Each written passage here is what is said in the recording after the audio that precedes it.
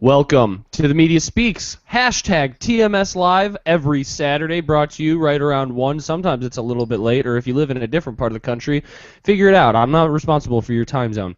Today, we are going to talk about something that's really been bothering me in the news over the past few months, and this is the difference between police brutality and instigating violence from the police, when police should be prosecuted, when they should be held accountable, what they should be held accountable for, and at the same time, I want to talk about what is our responsibility as the public when interacting with the police. Now, the thing that really got me thinking about this was this Eric Garner case. For those of you out there who don't know about the Eric Garner case, the guy was standing in front of a storefront, allegedly somewhere. We don't know where everything happened. I've heard some reports that he was standing in front of a convenience store selling loose cigarettes. I've heard other ones. D-Lake was mentioning that he heard it was a nail salon.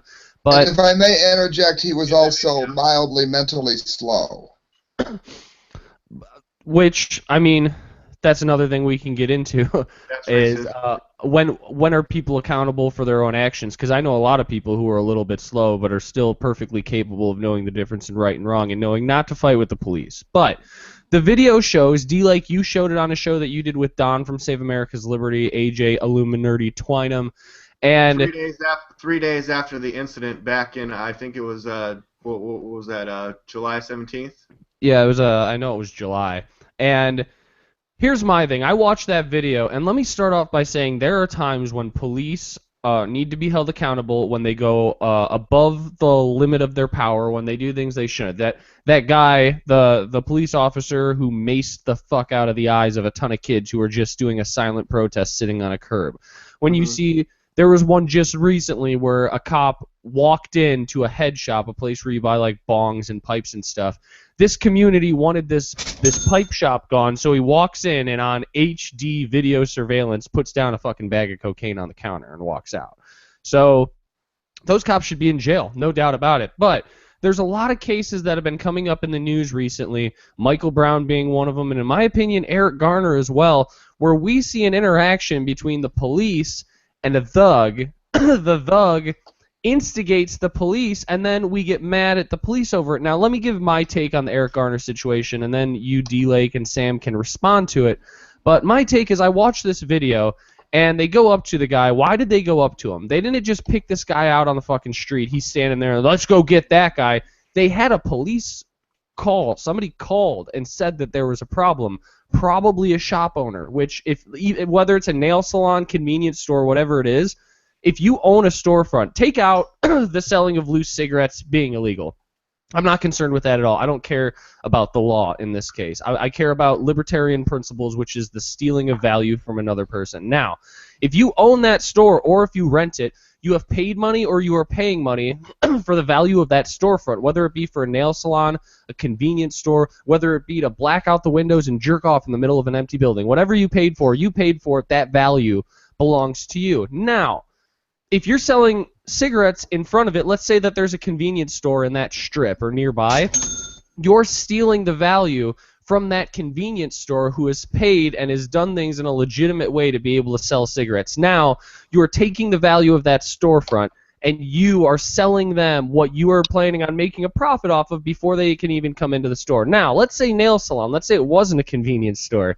You're standing in front of a nail salon where women come in to get their nails done, and you are a 400-pound, gigantic, sketchy-looking black dude that's going to scare away customers. Can we agree that a lot of people... a woman coming into a nail salon alone might keep driving. I'm not walking past that dude. He's going to fucking harass me. He knows what's going to happen. He's bigger than me. So the nail shop people call and say, hey, get this guy the fuck out of here. He's sitting on our property. We don't want him here.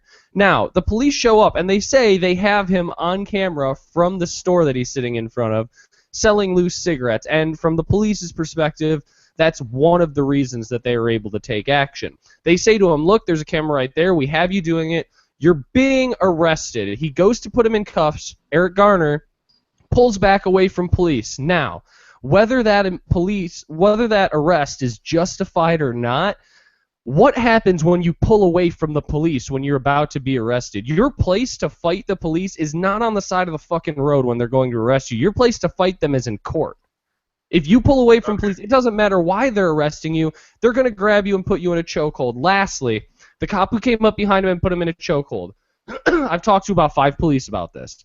That is a chokehold that they are taught in their training, specifically because the elbow is in front of the neck. They are trained not to use a chokehold where your arm goes across the neck because that can cause suffocation, that can cause damage. They do it with the elbow in front of the neck, so that way you can still breathe. It's not going to cause permanent damage, but they can maintain control of your body. Now, the whole time that he's going down, he's yelling out, "I can't breathe," right? He's not going, "I can't breathe, I can't breathe." He's going, "I can't breathe, I can't breathe."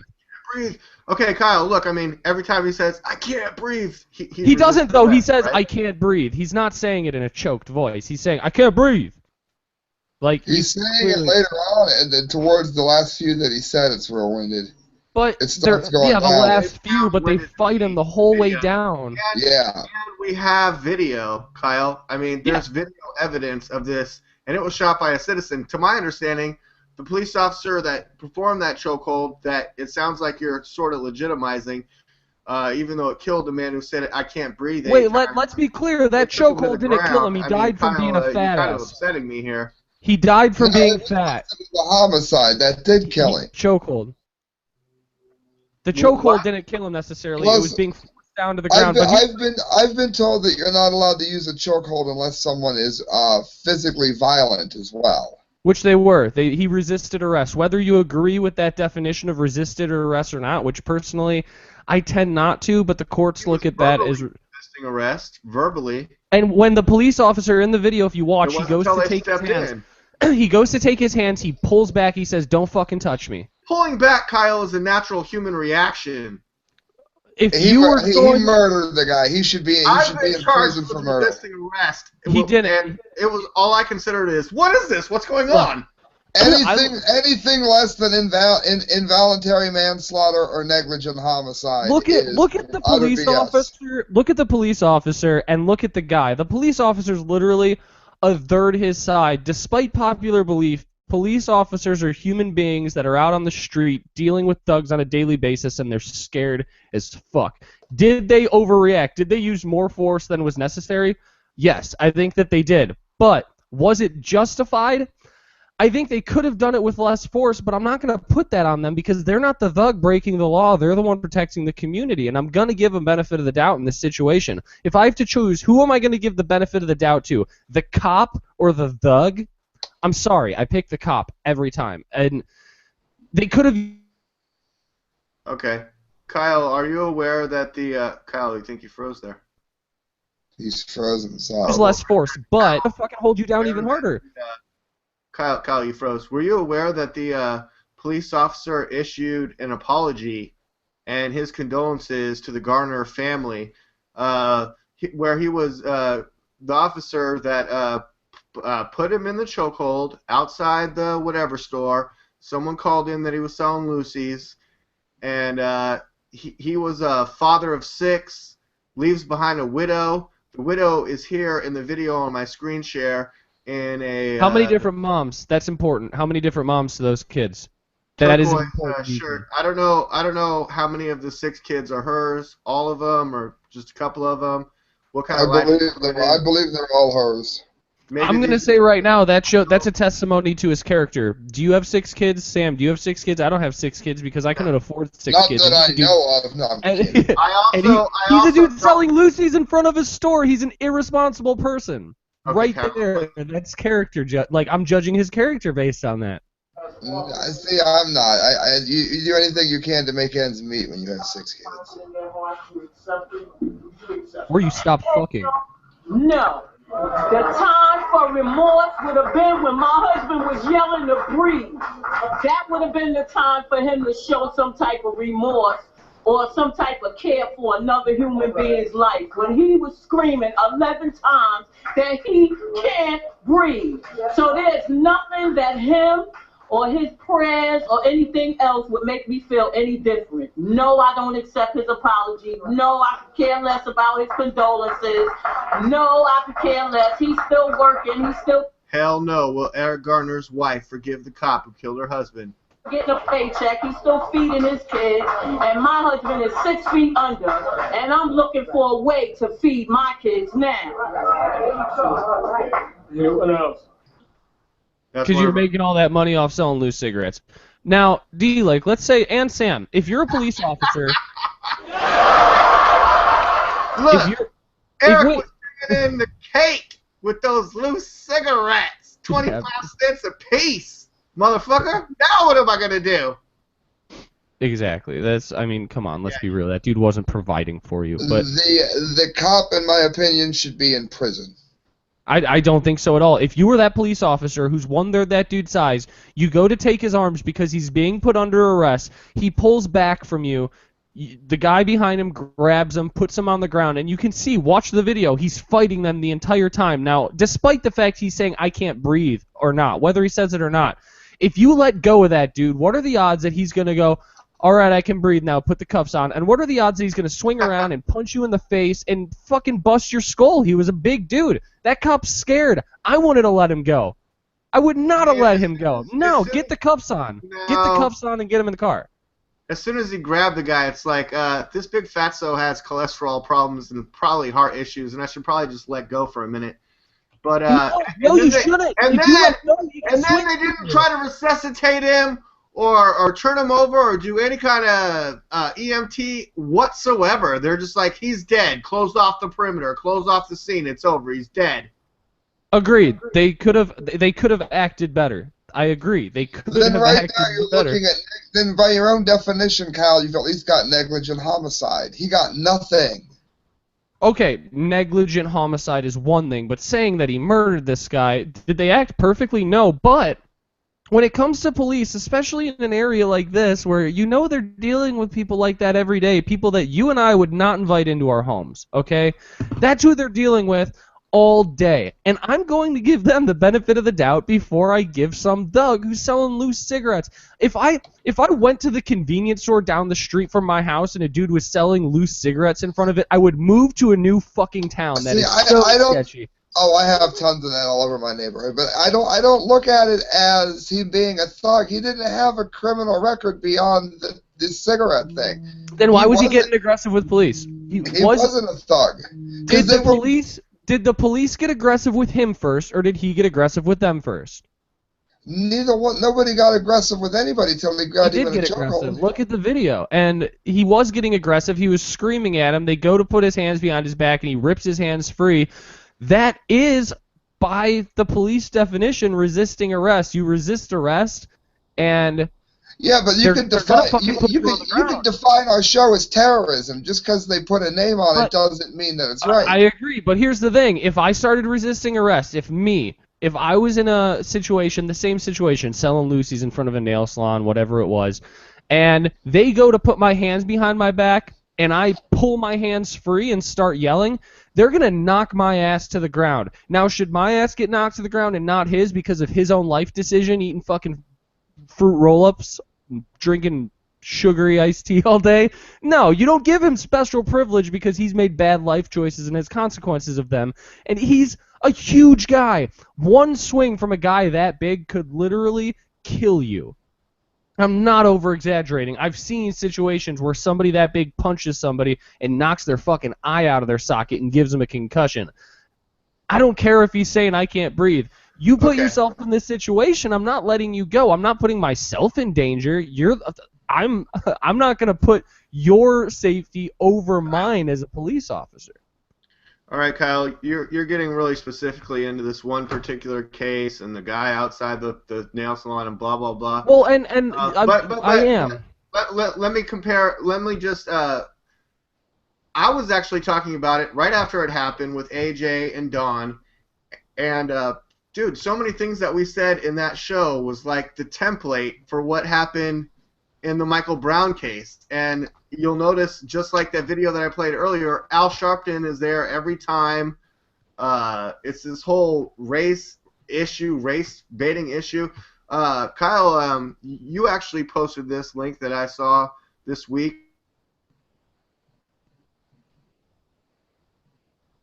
Obama proposes that will pre-warn cameras on police officers and reviews police quote-unquote militarization as he meets Al Sharpton at the White House. So there's Al Sharpton again. Slain 18-year-old Michael Brown's parents have demanded the use of more body cams by police forces to document violent encounters with suspects. Where was Darren Wilson's body cam? Where was his car cam? He didn't even have a dash cam. Yeah, he dash cam. he didn't even have a dash cam. That? And well, I disagree with doing this by executive order because that sets the precedent to just keep using executive orders as he has been. And I don't like that it comes out of such a stupid, no-issue topic like the Michael Brown, Darren Wilson thing, which I'm sorry, again, thug versus police officer. No, in that instance, I was on the officer side. Just for listeners, I mean, listeners to my show I've got like an hour of me reporting on this. But for those of you that don't know, I was actually on Wilson's side, so I'm not always on the side. But I'm not on. And I want to be clear, I'm not on Wilson's side, I'm not on Michael Brown's side, I'm on the owner of that fucking convenience store side. But, amen. Oh, Amen. Kyle. Oh, I don't have it queued up. The lawyer for the convenience store owners and cashiers and clerks. Yeah. Okay, that guy was doing an interview on on CNN.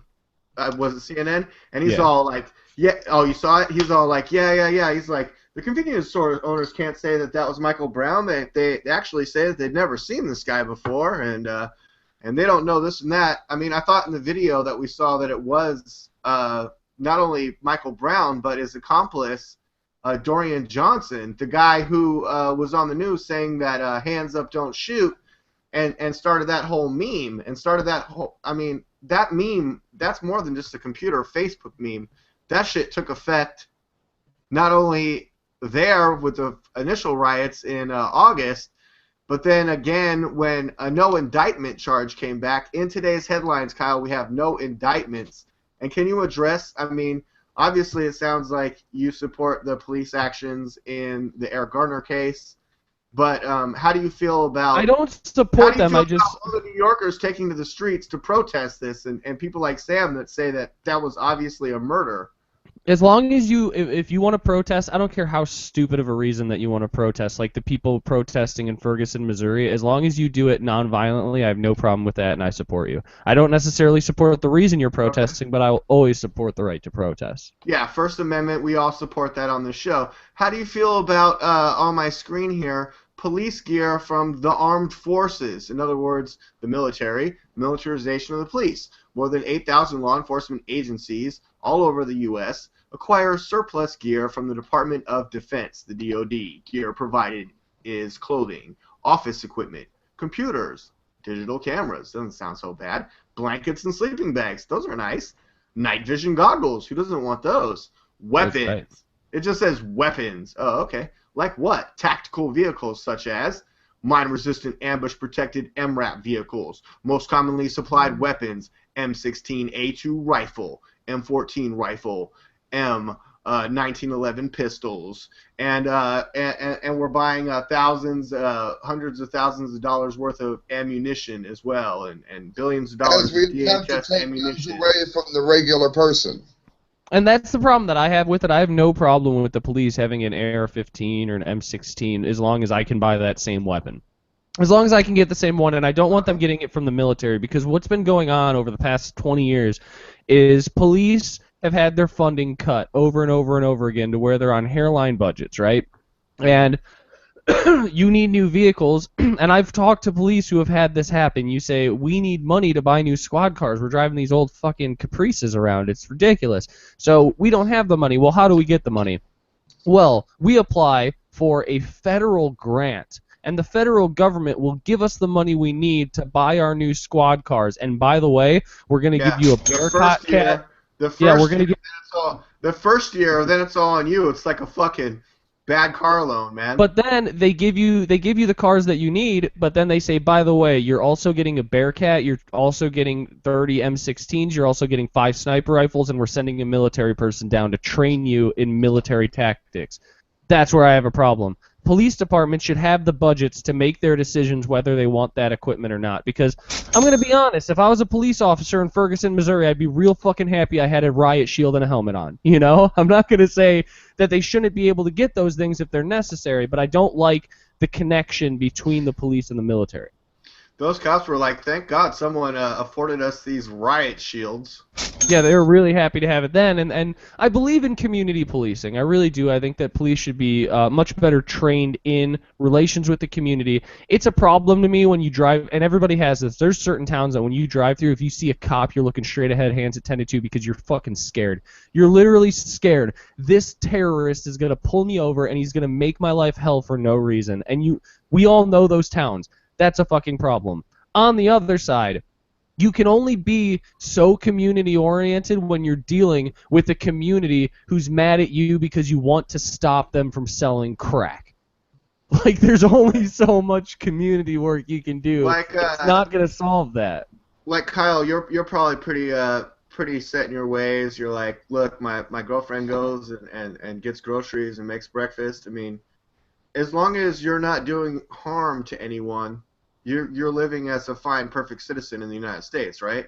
But as long as you're not doing harm or stealing value. Like even to bring it back around, Kyle, can you talk about the difference between peaceful protesters and looters and arsonists and some might even say terrorists? Even in the Ferguson area, when the no indictment charge came out, can you separate peaceful protesters from looters? Well, I can. CNN I think Time Magazine. I can, and you can, and Sam can, and Anthony Court can, but it seems that the media has a problem with separating those two because how many newspaper articles and fucking HuffPost submissions did you read? Washington Post and New York Times. Protesters burned down Little Caesars. No, they didn't. Looters and rioters burnt down Little Caesars. And their first paragraph is, no indictment charges were filed for white guy who shot down unarmed black guy who was on his knees with his hands up in the air. And Time Magazine puts, like, the hands up, don't shoot on their cover of their bullshit magazine. And, like, man... And they spread the bullshit. And what they do is they spread any bullshit that they can, and they avoid any facts. I was listening to Rachel Maddow right after the jury. I'm sorry. After the. Sam, how scary is the media? And did you see any of that Rachel Maddow, Sam?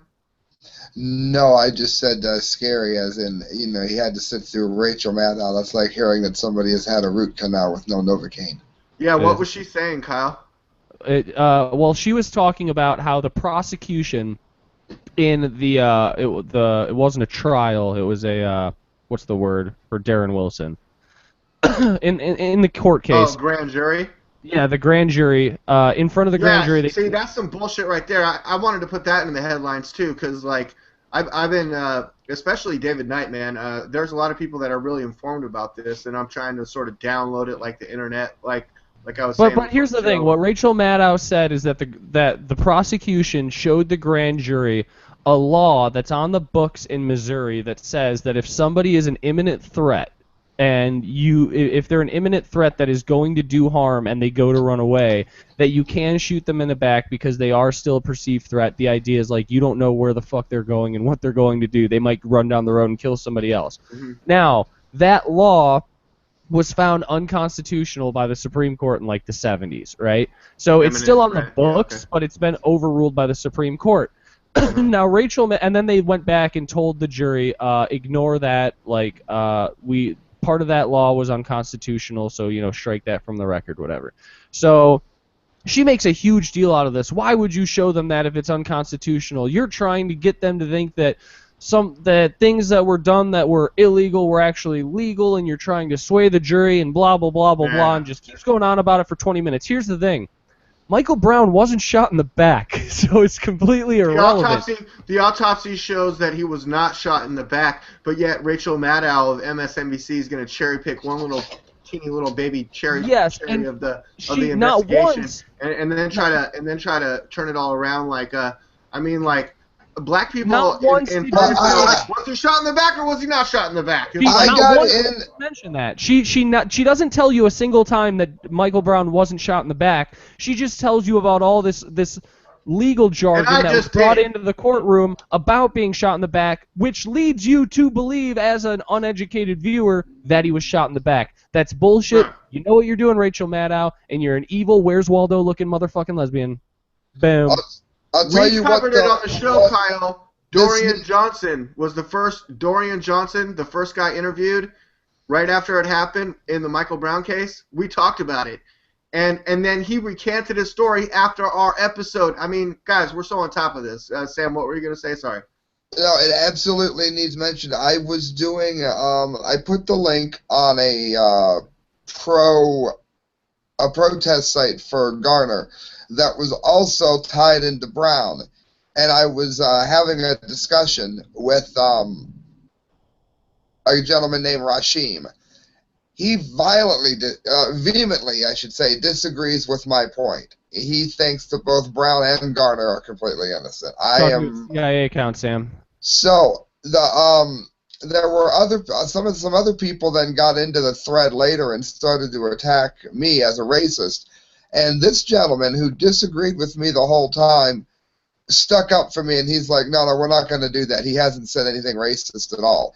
And it's interesting because it has opened up talk among the more fair-minded people of different races.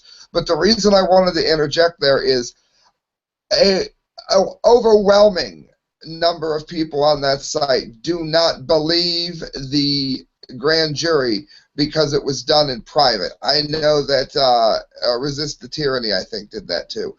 They have a problem with the fact that it was private, that something was hidden, something was manipulated, something was this, that, or the other, because it was done behind closed doors. They Bilderberged it, to use another way. That's where the contempt is coming in. Yep. I think I'm honestly surprised that, I mean, let's be real.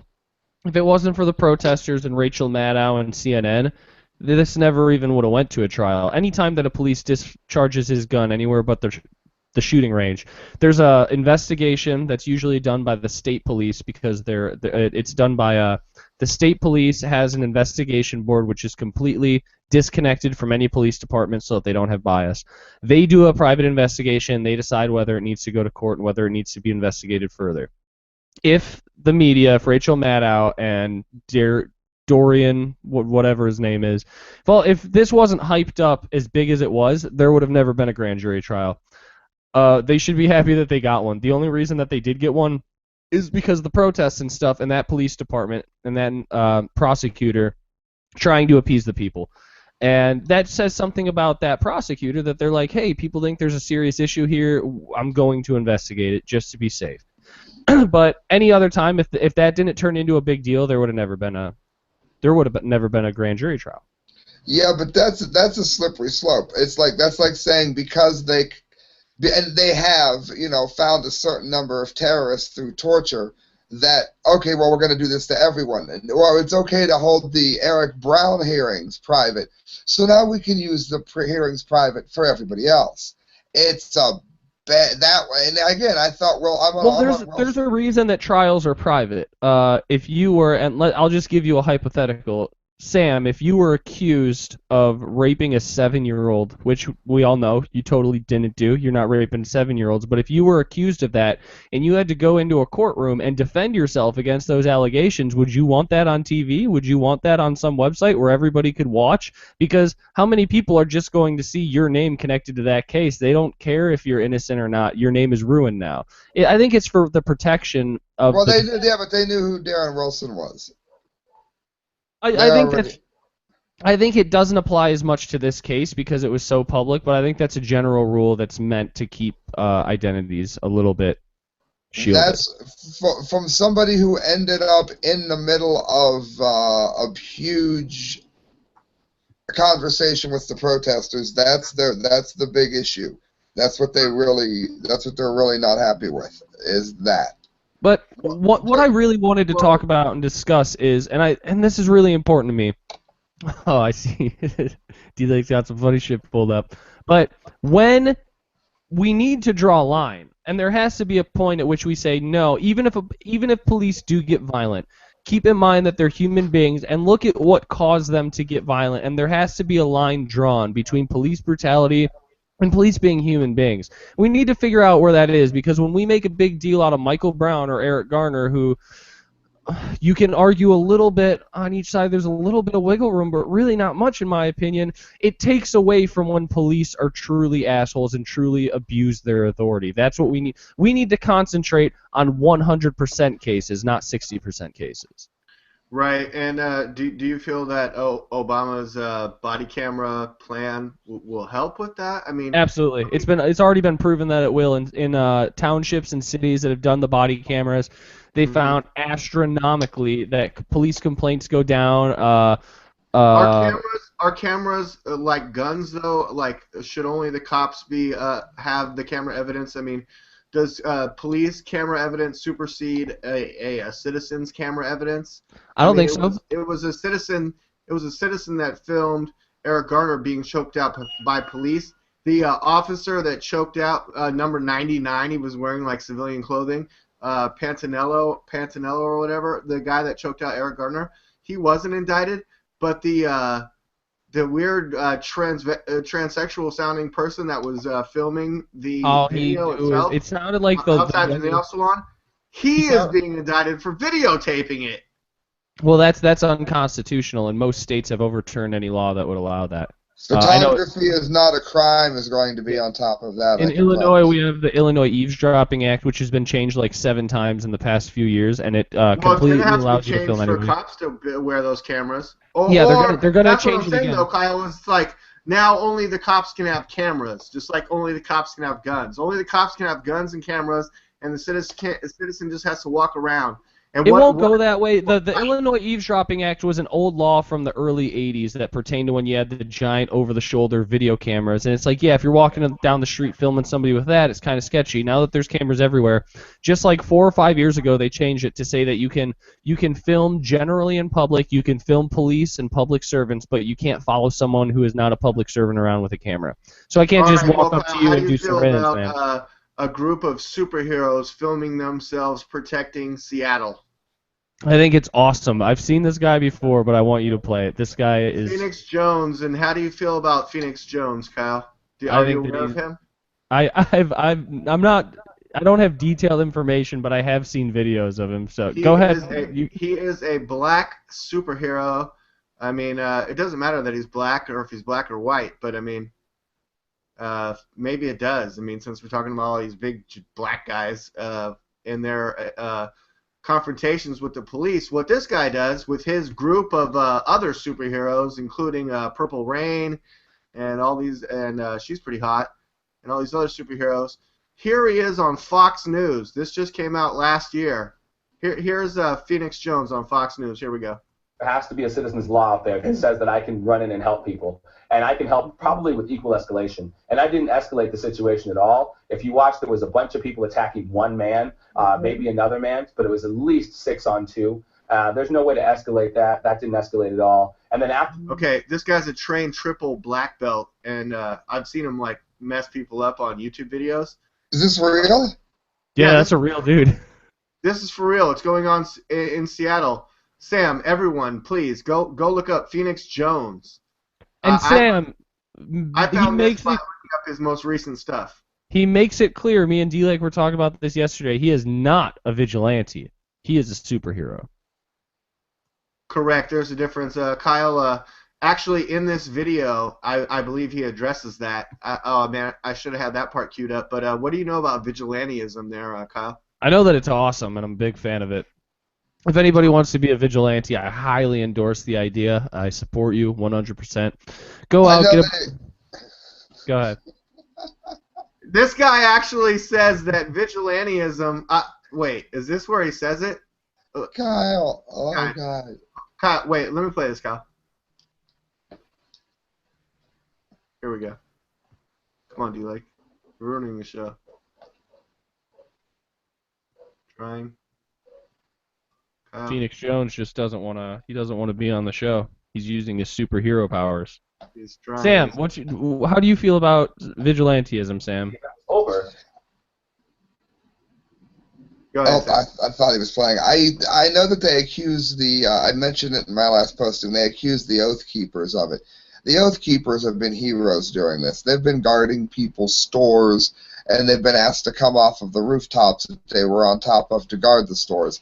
I gave them the idea of leasing the building for $1 and waiting inside the building with a perfectly legal gun. That's my free idea for them for the week. But Yeah, I thought it was bullshit that the police were actually telling them, no, don't defend these businesses, let them burn to the fucking ground. And one part of me says you can't do any good on top of a roof except for to intimidate people, but you need somebody on the roof and you need somebody in the store because the person on the roof can't do anything because anything that would give you the legal grounds to shoot someone would have to happen inside of the store. But you have the person on the roof to tell people, hey, don't fuck around here, and a person inside of the store, so if somebody goes, I'm going to fuck around here, then, is what it is. Well, on Phoenix in our panel, Joey, let me ask you, as somebody who has handled many criminal cases, what do you think? Should the DA, who is considering charging Phoenix with assault for the pepper spray, should he go ahead and do it? Well, here's the problem. And listen, Phoenix, I love what you do. I think you're a courageous man, and we want to see you around for a long time. And it's for that reason that you have to stop doing it. I think the DA has a couple of problems here. Number one is that it's a deterrent effect. And what the prosecution wants to do, look, you don't have adequate equipment to do it. There's a training issue, and there's the fact that there's not legal authority to do it. Furthermore, whenever you inject yourself into an issue, there's always the problem that could get worse, and that is people can misconstrue intentions, it can escalate the situation, and it's for that reason that the DA has to take a stand. Now, I'm not saying there should be life in prison without parole, but at the same time, there needs to be some type of assessment done by the DA so that other copycats don't come out here and we have a lawless society. I'm going to let Joey obviously hasn't represented as many superheroes as I have. Okay, I think we're about to address vigilantism, Kyle, so stay tuned. Here we go. Starters. Number one, but our superhero said it best. Our superhero, there he is, Phoenix Jones. Crime is not okay, and when he takes to the streets dressed like that, it's no different than when a guardian angel puts on a red beret, and we all know what they're there for, to help stamp out crime, or to be there if something were to happen. I say it's A-okay. Yes. Mace isn't going to kill anybody, and he didn't use it unnecessarily. Joey Jackson, I will give you the opportunity to ask our crime fighter one question. Cross-examine. Okay, I think here it comes. Now, Phoenix, sir, we respect what you do, but would you agree with me when you interject yourself into a situation, it can escalate? There are ways that you can serve your community, is that right, sir? But maybe serving it by running for Congress, being in the military, joining the police force, but being a superhero, Phoenix, is that the best way that you can serve your community? I'm done. Yeah, actually, I believe being a superhero is the best way I can serve my community. And I wanted to ask, I wanted to say, one of the things that you said is that the DA needs to charge me based on the fact that other people might run around and do this recklessly. I'm not doing it recklessly, and we should look at the facts of my case. And the facts of my case are that the police report does not match the video. The evidence doesn't show that I excessively pepper sprayed it. Okay, these guys, the superheroes that run around, they all are wearing body cameras. Can I just say, fuck this lawyer. Fuck this lawyer. How many are there? No, fuck this lawyer who just said, he's like, oh, well, you should be a police officer or run for Congress or join the military or do a ton of shit inside of the box, you closed-minded little pussy. Fuck you. Rise of Phoenix. Good point, Kyle. Here we go. After the event was over, they restarted a new event by attacking me a second time.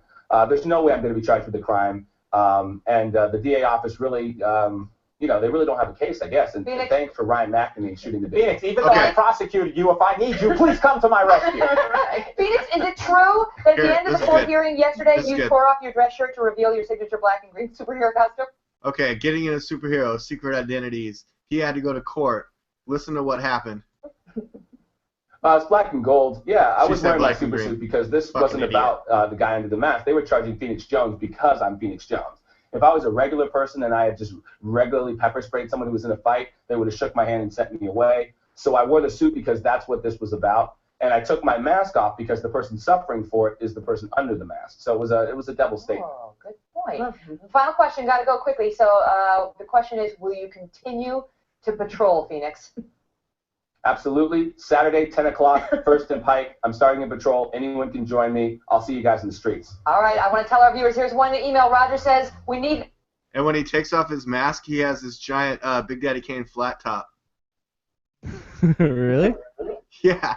I'm trying to click over to the other video where, yeah, here we go. What if he had a Mike Tyson tattoo? He could, you know. Yeah, it's son of Mike Tyson. Tyson, the young son of Tyson. Okay. I'm dying of thirst. I'm Go stepping ahead. away for just a second. Sam, how do you feel about superheroes? Sam. I'm a big Superheroes are in today's headlines. How do you feel about them? fan of. I have to step away for 1 second, dying of thirst. Sam, wait, before you step away, how do you feel about vigilantism? Yeah, what's better? I'm just trying to get him to stay here as long as I can. Sorry, I'm being a dick. All right, let's see Phoenix Jones without his mask. Wow! But, Purple Rain, tell me, give an example. How the hell is that hair underneath? Mask. When he pulls it off, when he pulls the mask off, does it just like spring out? Yeah, it springs out. Wait, go up. I want to see that hot one. What's going on there? That was Purple Rain. Ooh. Remember I told you there was more than just him. Oh, Ray. Purple. It's spelled rain like rain over a country. I think that it's important to note that we don't want to take the role of the police. The job is very important. Okay, So Kyle, the this police is show up, good it's cool to have stuff. video evidence. But do they like you? The police in Seattle like us now. They didn't like us when we started, but they like us now. So what's changed and how do you operate with the police? You know, what it is we operate before they get there. So when they show up, I give them a video, I write a police report, and I show up to court and I testify if I have to. Now, you're not wearing your mask in here tonight, so we're kind of law-abiding people and you don't have to. But aren't you quite threatening when you're out with that on? Not really, no. The thing about it is that people in She's Seattle... like, what I really want to know is how do you fit the hair underneath the mask? I don't know what this is. They've come to understand and respect what we do, and they're not really strong. The whole time that old, they're in the UK for this special report, and the whole time she wants to ask how he fits that fucking flat top underneath the mask. I'm trying to do the science in my head. I'm back. Continue. Yeah, the whole time she's looking. There's Purple Rain. You see her right there? Can you pull up? I'm gonna pull up. Is that another superhero? Why haven't I heard about any of this? Nightwing and Batgirl, isn't it? I mean, that's what it is. It's more about that. Here we than go. anything Here we else, go. is it not? No. Well, for the most part, when we're out, we're wearing cameras, so we are able to collect video evidence when crimes are taking place. We go and we de-escalate the situation. Mhm. We help the victims if necessary. That's totally true. I watched a bunch of their videos last night. Like, I'm just becoming aware of this, but I'm really I've getting into it. never heard of any of this. They've been on a bunch of talk shows over here. You can see the links. And them breaking up fights. Behind the scenes, he's Ben Fodor, who wins MMA fights. He's triple black belt trained to fight crime on the streets. What they do is they go around with cameras. I mean, I can play some of that. And they break up fights. They do all kinds of stuff. Here, let me find a good one. A short one.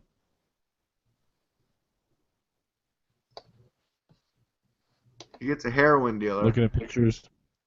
Yeah.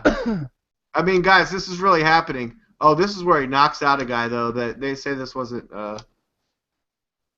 I should have had more links open for this. But here's Purple Rain, his partner in justice. We call 911, or in this case over here, we call 999, and get the police. So you can actually do some superhero work on the streets. Yeah, right there. They do superhero work in the streets. When something starts going down, they're like, call 911, call 911. But then Phoenix Jones rushes into situations and breaks up fights. Here. We have patrol, but we haven't run across crime yet. Because the streets of London just are not giving you what you want at the moment. But why not just call the police? Look, Phoenix Jones. Well, we do call the police. I think that it's important to note that we don't want to take the role of the police. The police have the job that's very important. But when the police show up, it's cool to have video evidence. But do they like you? The police in Seattle like us now. They didn't like us when we started, but they like us now. So what's changed and how do you operate with? Phoenix Jones breaks up fight. Watched. I've never heard of any of this. Here's a picture while that's loading up. This is a picture of Phoenix Jones and Purple Rain and apparently one other superhero. If Purple Rain was like, D-Lake, I want to fart in your mouth, would you let her? I'm on your screen. Yes, that would happen. I mean, well. Okay, this is Ryan McNamee Productions and Phoenix Jones, copyright 2011, no reuse without permission. So. You shouldn't play it. We're gonna get another channel ban, D-Lake. I have my screen share set on you, Kyle. So no one will be able to see this, but let's hear it, and I'll try to describe it. Kitchen mattress. Okay, Phoenix Jones. They just rushed. Okay. There's a little bit of audio. We're on the streets of Seattle here, and there's cars driving by, Kyle. You can sort of see what's happening, but you can't let other people know that we're displaying this. I'm reacting to it. Here we go. Okay, there's a fight going on, and the superheroes rush in to break it up. Okay? They said, call 911. The cops actually show up. What's funny about this video, though, is all these gangsters start goofing on Phoenix Jones and the superheroes. You know as well as I know the police are not involved in evidence. This is Seattle. You ain't Seattle, nigga. You ain't Seattle, nigga. You out here with your pajamas on, your costumes. You over here smoking the weed, drinking the 40s. Can't stop us, motherfucker. And then the cops show up. They're like, "What is this, Gotham?" The superheroes. Okay, so there they are talking to the cops and superheroes.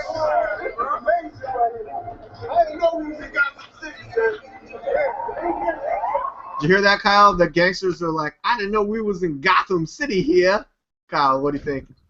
I think that Phoenix Jones is awesome, and I think that that gangster who said that is probably already dead because of his lifestyle. So let's not spend too much time on. Yeah, that's brutal for you to say. It is, but I mean, one less house getting robbed. Know what I mean? Yeah.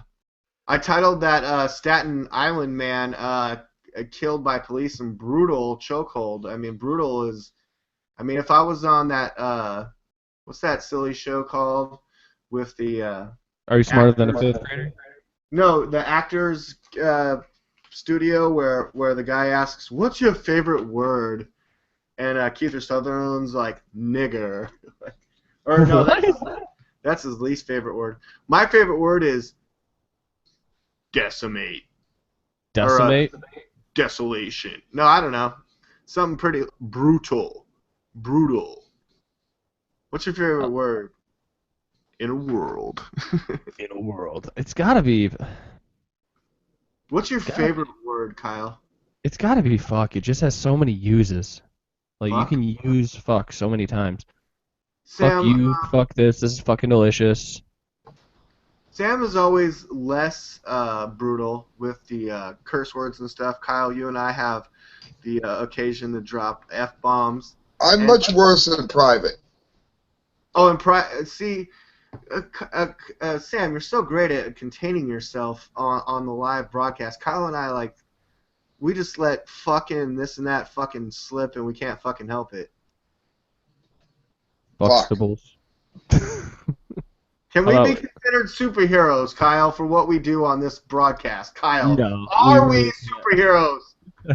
I don't think we are. We might be heroes, but not superheroes. But everybody's a hero these days. Yeah, we're heroes, but not superheroes. I think I'm a superhero. I'll just have to be sure. I'll let you know next week for sure. All right, great. Sam, well, you got some, I'm going to use my superpowers to look into it. Use your superpowers to stop rocking in that chair, Sam. Kyle, I thought you were hosting the show today. We talked about police brutality, no indictments, and superheroes. And if we're keeping in time with the show line, isn't it time for Sam Science? And do you have a theme song for that, Kyle? It's time to learn some science.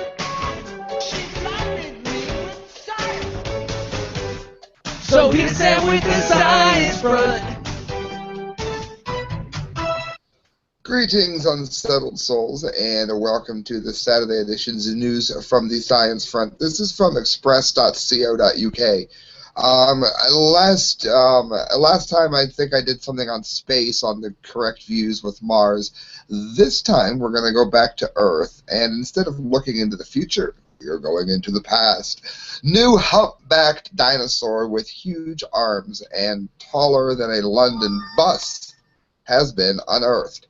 The huge humpbacked animal is estimated to have measured an incredible 36 feet long, weighed over 1,000 stone, and stood over 16 feet tall, taller than a double-decker bus. It says for almost 50 years, this bizarre creature was known only by two giant arms.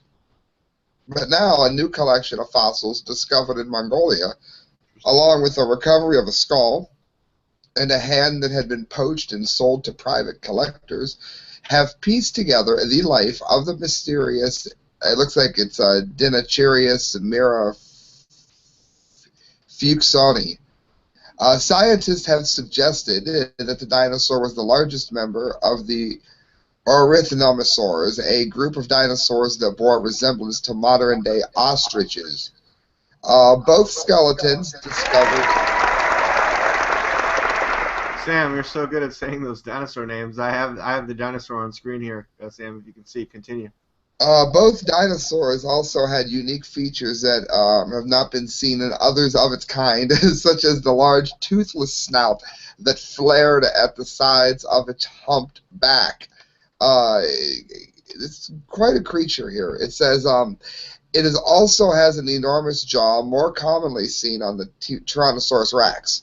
Vertebrae from the two skeletons showed long, flat spines jutted upwards from the middle of the dinosaur's back, creating a sloping, bony hump. I'd like to add before I finish, it looks like what somebody would imagine a dinosaur to be if they were like had some assignment to create your own dinosaur.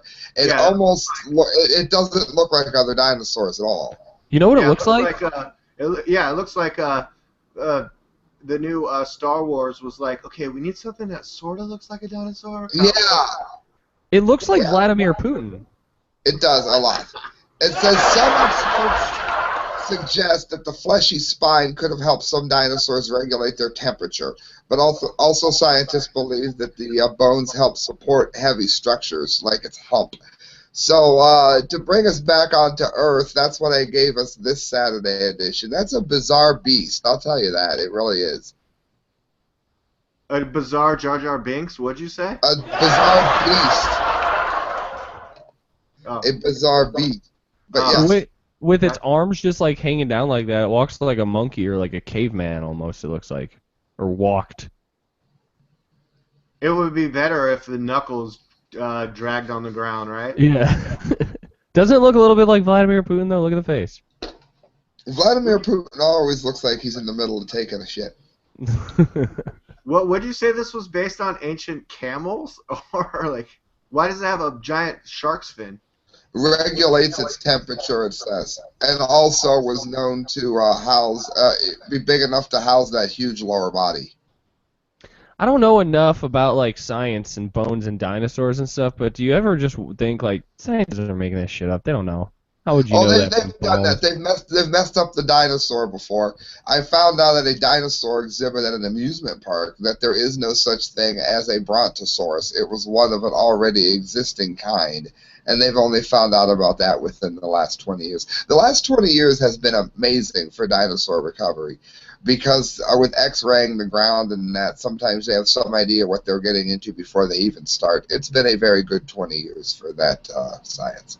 I've been going to the Museum of Man since I was a little kid, and they had fossils put together of like Tyrannosaurus Rex and Brontosaurus and other dinosaurs. I mean, those exist, right? I mean, those fossils. Yeah, but they could have had feathers, you know? Like, that's something I've heard, is that dinosaurs might have been feathery giant... That was Jurassic Park's whole first initial theme, that they were more like birds. They moved in flocks. They had feathers. Yeah, Jurassic Dabs. They had a tendency of dying in mud, too. They would go in the mud. A dinosaur would get stuck in the mud, and then the other dinosaur would go to feed him, and he would get stuck in the mud. They found hundreds of them had died that way. Dinosaurs are cool. Kind of symbolic of the that we're really not all that smarter when you think about it. It's just instead of mud, we have politics. True. Well, this is a good segue for entertainment. Speaking of Jurassic Park. Well, before we do entertainment, Okay. hold on, because you guys wanted me to do cop stuff, so I'm going to do this real quick. StarTelegram.com. Prosecutors' ticket quota derailed cases against officers. Another case of them reaching into your driving. You should be allowed to drive your car. We already have laws against hurting someone if you do it. This is just another form of stealing your money. Fort Worth. As the threat of federal charges loom over 8 former Fort Worth police officers accused in a traffic ticket scandal, a Tarrant County prosecutor revealed that state charges were dropped this year because evidence shows the city was using an illegal quota system. How many of you in Fort Worth got burnt on this? The officers were working under a grant program in conjunction with the Texas Department of Transportation. Prosecutors and defense attorneys say it's clear that a quota system was in place, though officials with the Transportation Department and police departments insist that's not the case. Listen to this play on words. I did not inhale. The officers had been charged with falsifying traffic citations to justify thousands of dollars of overtime pay from the Selective Traffic Program Grant, or STEP. Tarrant County Prosecutor David Laubinger said he recommended dismissing the charges because ethically he could not prosecute the officers for violating one law when the city had been requiring them to violate another. His chain of command had said, and the district attorney's office agreed, to establish a set amount of citations and make that required, and there will be consequences if you don't meet that requirement. That's a quota. And I don't care how you dress it up, it's still a duck. I felt like I was doing the right thing under the right circumstances. It called into question for me a lot of the tickets that Fort Worth police officers write. Basically, they can't get the grant unless they get their certain numbers, and they get this certain numbers any way they can. It's a rather long article. Isn't that a perfect example of what I was talking about before with how about we fund the police properly so they don't have to get these grants which force them to do things they don't want to do?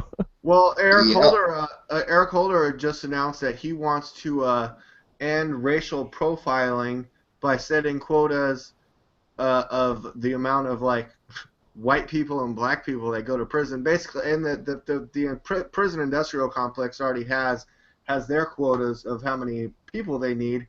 So basically, Eric Holder is announcing that the Obama administration is going to now selectively enforce the laws to arrest more white people so that we could balance out, those prison numbers. Sorry, I know. Never mind that there needs to be less people bothered. Now they're going to start racially equaling who they bother, and the sheep are going to fall for it. The sheep are going to fall for it and say it's a good idea. I'm sure it's a great white idea. guy Kyle Phillips did something that we could arrest him for. Let's role play. All right, you're driving. I come up to your window. I'm the cop. All right. Yeah. All right. Can I see your license and your proof of insurance, sir? Am I being detained? Well, no, you're not going to be detained. Do you know why I pulled you over right now? Why is that? Because I've already arrested 10 black dudes, and I need to. Oh shit! I'm sorry about this, but I'm gonna have to take you in. I'm 132, 1/16th times 2 black. I'm 132-ish black. Can you prove that? Can I see your Yes. Facebook family section in your about page real quick? I'm sure you have access. Do you need my permission? I mean, I thought Facebook already granted. Well, I prefer your permission. Make it seem like it's on the up and up. Oh yeah, Fourth Amendment and everything, right? Okay, I see where you're coming from. All right. Well, if you can prove that, you're free to go. But if you're a white dude, gotta take you in. Oh yeah, fuck. Well, I mean, I understand, dude. You have your quota. I mean, look, I already arrested some black dudes today, and I need to even out my quota. I mean, why does it have to be me though? I mean, look, you got me pulled over here on the side of the road. I'm seeing like all kinds of white people drive by. I mean, come on, we're in San Diego. Random selection, just like the TSA. And scene. I'm here in San Diego, which is actually known as America's finest city. We are a melting pot, and like I walk past Indian women and go get gyros, and I get Chinese food, and I talk to the Japanese people, and they're my good friends, and the black people, and the American black people that like well, our families have been here a long time. We were enslaved. Oh, really? Oh, well, my family came from Germany, and like I have the date matches to prove it that we came here sort of like after slavery, and like we were never a part of that. So like leave me and my family alone. They're like, but you have that big beard, D-Lake. You must have been involved with the Vikings or some kind of oppression of our people. I'm like, no, we enslaved weak white people because it was Irish. survival of the fittest for us. Yeah, I mean, like, I have a little bit of Irish from my dad's side, but he's like a bastard adopted fucking who knows what's going on with that. So it's really hard to tell. I'm like this weird mixed breed, and like, look, I don't know. I don't want to just end the. But I wanna point out too. You know who hates quotas more than anybody else? Telemarketers. Cops. Police quotas, like ticket quotas. Telemarketers definitely do. My buddy Sam used has to be a experience telemarketer. with quotas. Sam, what are your experience with quotas? Wait, Kyle, finish your point, and then. I was just gonna say, like, cops hate police quotas more than anybody else. Like, who do you think is really affected by it? Yeah, you might get a $75 ticket, but they have everybody hate them over it. And there's cops in the news just this week that they've probably been in the news for a while, but it's being resurrected that like they were blowing the whistle on quotas because the DOJ is announcing all these quotas. And Sam, just real quick, how do you feel about quotas? Oh, I'm glad you asked. I used to work at EBSCO Telemarketing, and they're the crookedest place ever. Another extremely crooked place is Circulation Sales. It's owned by a piece of trash named Greg Shannon.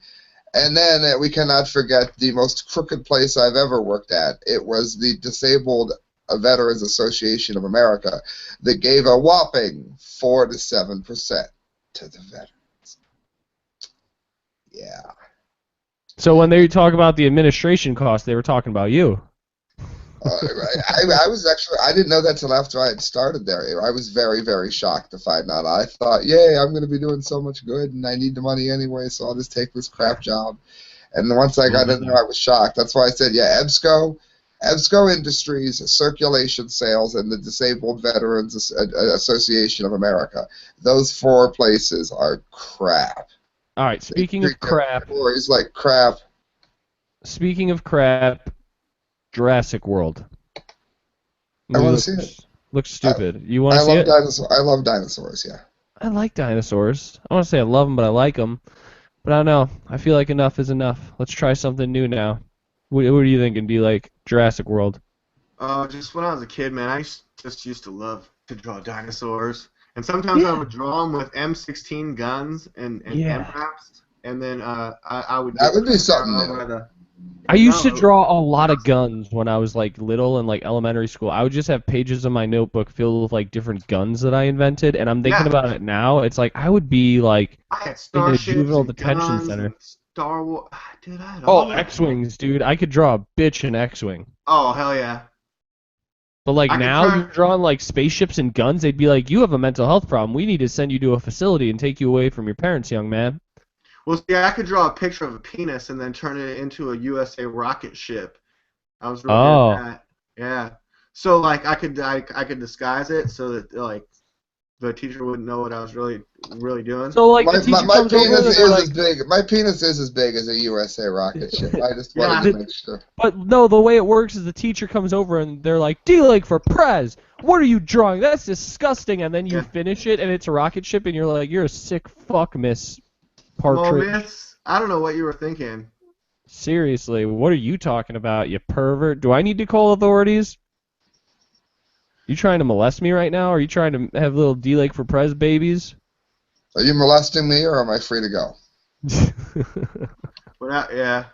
Oh man, you guys are making me think of when I was in the 6th grade. It was so funny. My fucking buddy. If that made you think of the 6th grade, I don't think I want to hear the story. I definitely do. My buddy, I'm not wearing pants under this desk. He fucking nudges me in class, and he's all, hey, look at this.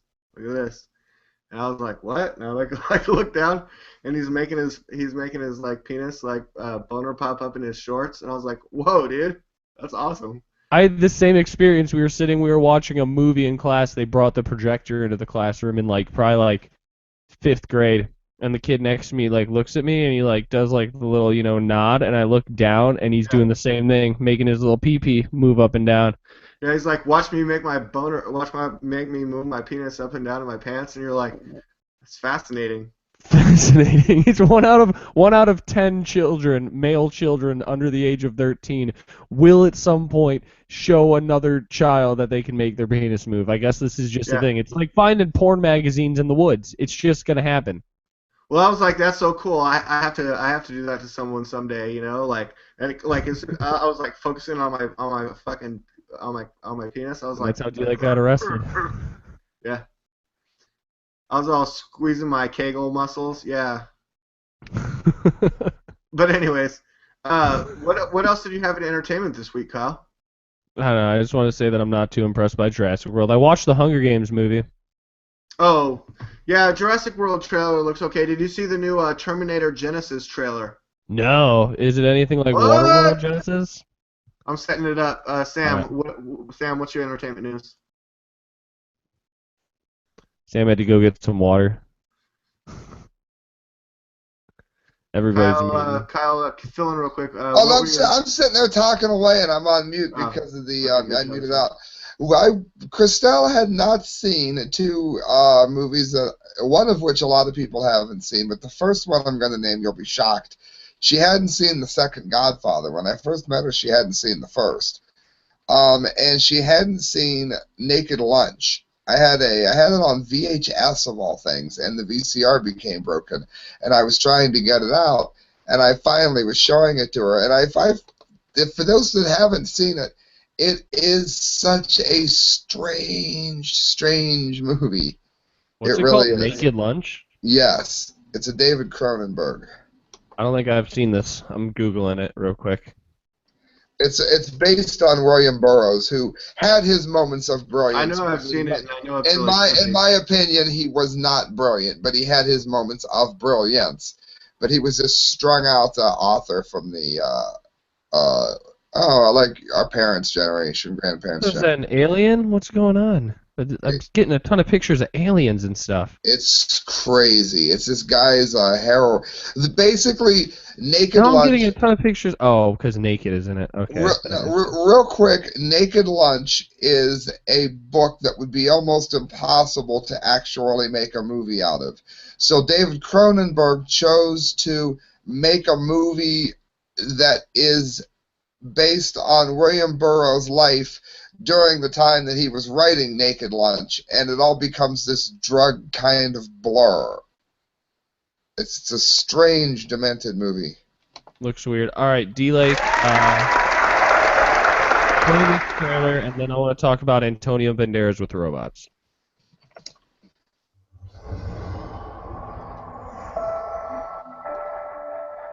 I look at each of you, and I see the marks of this long and terrible war.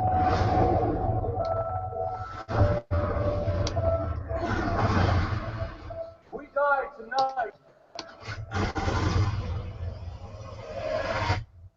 Mankind dies with us. That guy's so ugly. Dude, this shit is sweaty nerd shit. Machine sent the Terminator back to the time before the war. Killed my mother, Sarah Connor. Sorry. Let me say that. What you're doing. Wait, can you pause real quick? I'm not okay with that guy playing John Connor.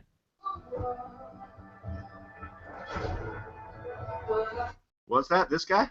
Yeah, I'm not okay with him playing John Connor. He's ugly. He looks like he sweats too much. I don't like that guy. He doesn't look like a John Connor. He looks like a nerd. I kind of felt the same way. But the guy that plays Kyle Reese is pretty hard. Unless it's Michael Biehn. I don't know.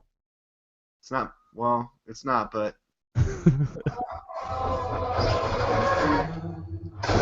Okay, this is where it gets good. Here we go. Come on. Let's do this. Why does that look so familiar? That looks so familiar? What is this?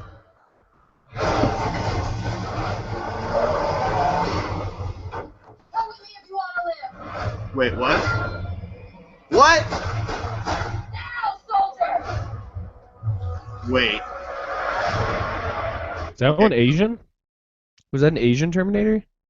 Yeah, but dude, it's the exact same cinematography as the fucking T2.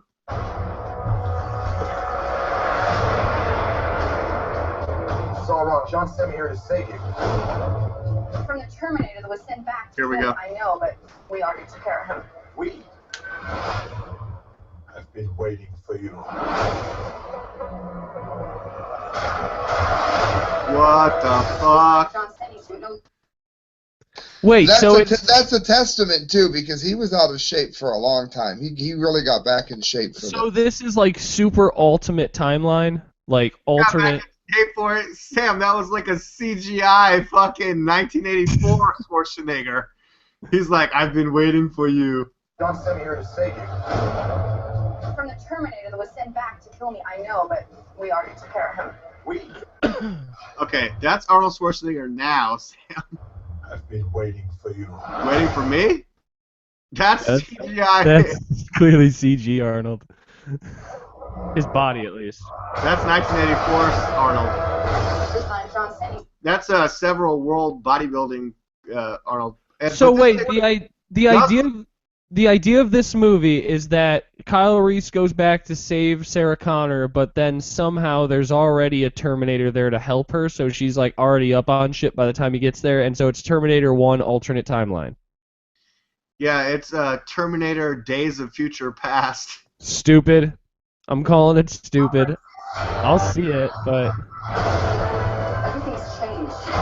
See, like, everything about Terminator 1 and Terminator 2 is included, but nothing about Terminator 3 or 4 will be included. We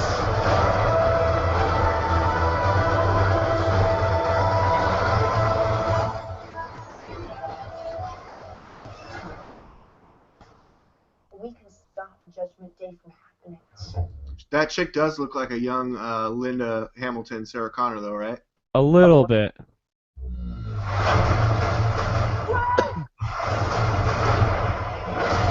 sounds like her. Run! Oh, wow.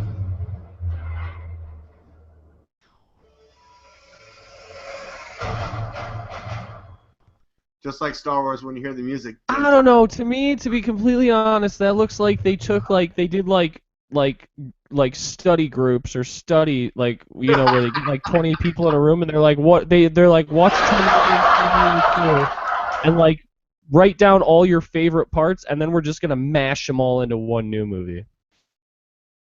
Yeah, good call on the study group. Kyle, just to solidify your point, let's see the very end of the trailer. I'll be back. What?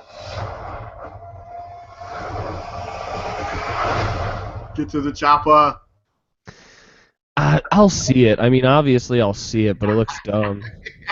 What do you think? They haven't been doing a good job with these Terminator reboots. Terminator 3 was okay, but then like the last one wasn't that great. You're muted. You're muted, bud. I don't know. What do you think? Where are you at with Terminator? Oh, yeah. No, I went to 7-Eleven this morning, and there's a new clerk there who him and I are totally like on the same page with all movies. Like we've been talking about the Avengers and the Star Wars, and this morning I was like, I hadn't seen him for a day or two. I was like, oh yeah, did you see the new Terminator Genesis trailer? And he's the one that gave me that. He's all, don't you mean Terminator Days of Future Past? Because like he knows that I know what that means. So it's like, yeah, totally. They're totally pumping up Terminator 1 and Terminator 2. You can see all the cloned cinematography and motif of the first two movies, but you're not going to see anything. You're not going to see that female alien Terminator from Terminator 3. If we do, that would be insane.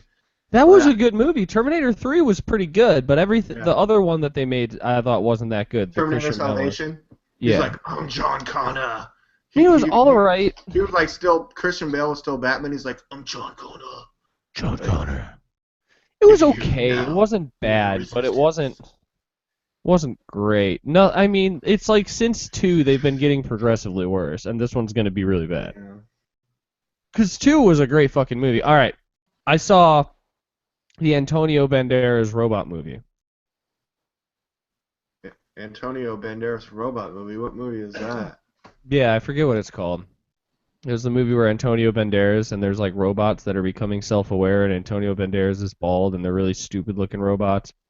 Automata or something like that. It was like Auto something. I don't know. It's fairly new, yeah. I think it was like last year. Auto.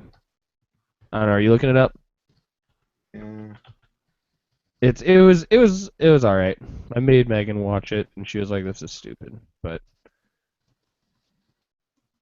like Automata. There's robots. Let's just look that up. Robots movie. See if that gets us. Automata. Yeah, Came that's out it. This year.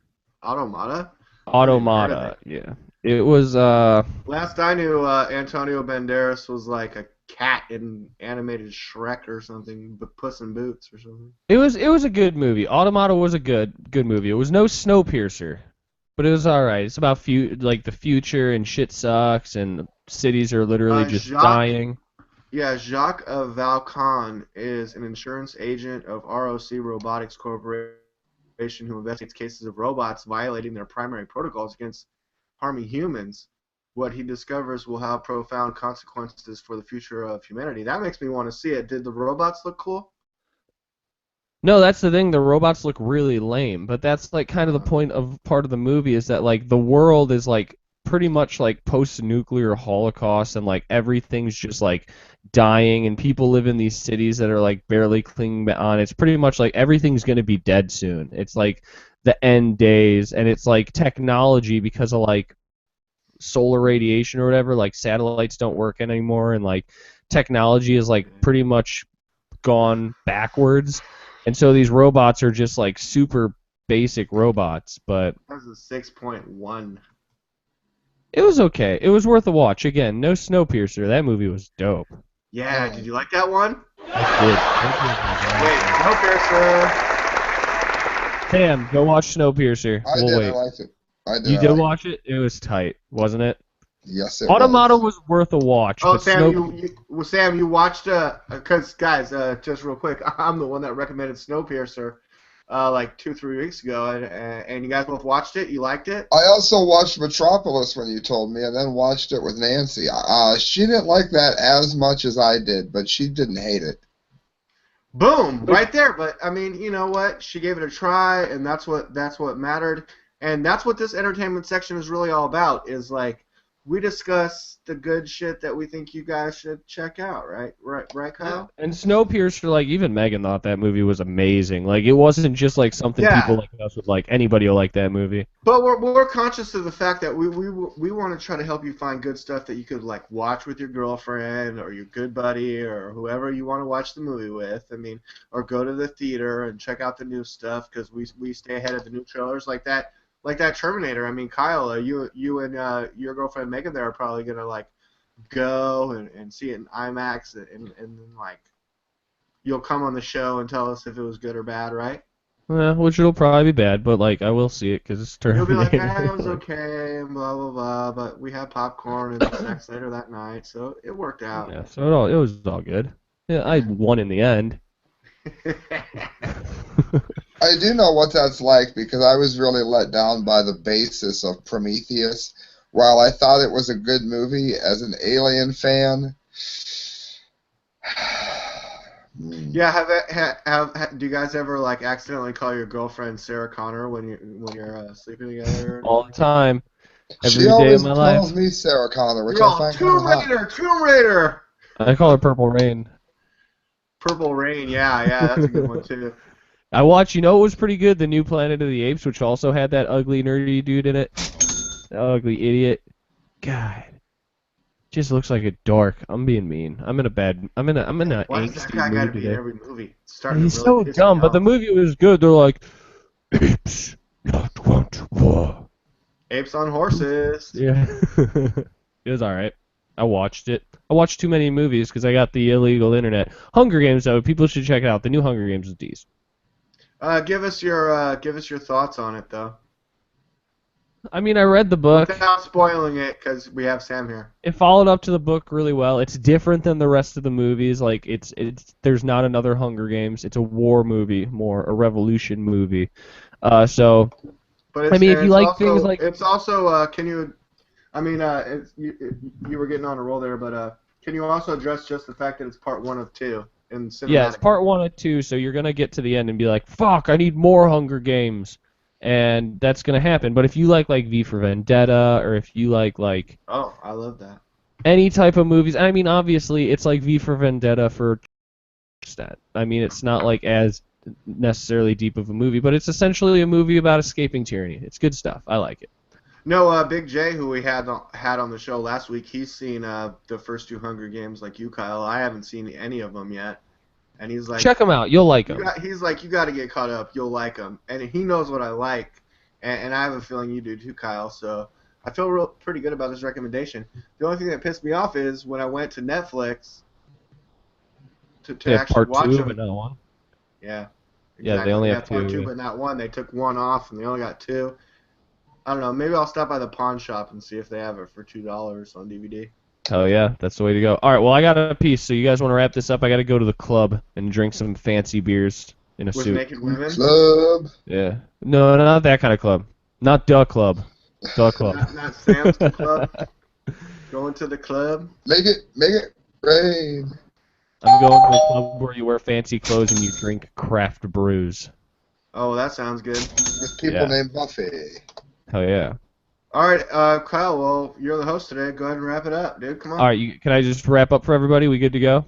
Yep. That'd be okay? Nobody's going to...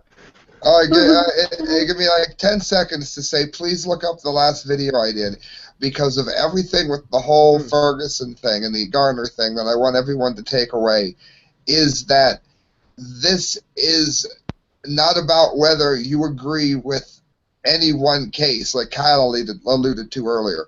It's more important that you realize that they are completely winning, turning everybody against each other. Nobody likes a racist white trash person. No one likes a thug black guy. No one likes a thug white guy. It's irrelevant. They use the worst stereotypes to get us to do the stupidest things. And Kyle, thank you. Yes. Yeah, Kyle, thank you, totally. And everyone, please go watch my last video that I put out last night about the new Hillary Clinton country song. I was covering the article by Melissa Melton at True Stream Media. It's awesome, funny, and hilarious. Like, I sing and everything. It's really great. Everyone should definitely check that out. Kyle, take us out of here. Yeah, definitely. Check out everything on themediaspeaks.com. The Media Speaks on Facebook, at The Media Speaks on Twitter. Go on the internet. Type in The Media Speaks, and if you do not find us, then you're not using it right. You don't have the right internet. The Media Speaks everything. You're using it all wrong if you can't find us. Yeah. I have a surprise for you. It's poop. You're not using the internet right if you don't look us up. The Media Speaks. Yeah.